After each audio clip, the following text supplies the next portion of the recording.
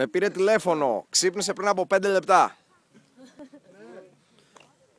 Καλά περνάτε.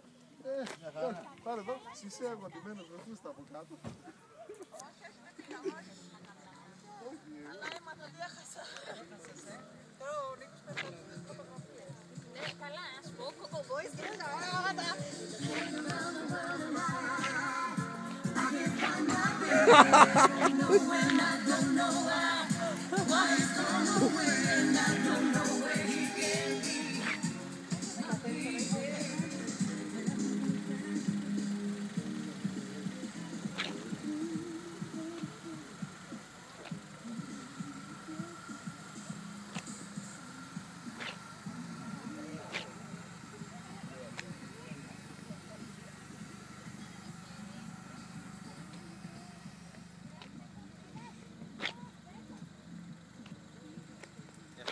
Για χαρά.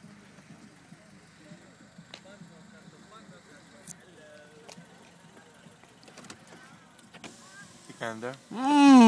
Κέικ. Ορίστε κύριε.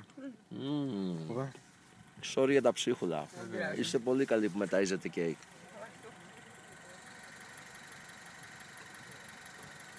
Αυτή είναι η λίμνη.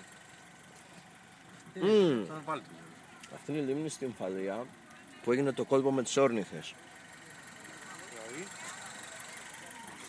Στην Φαλίδες όρνηθες.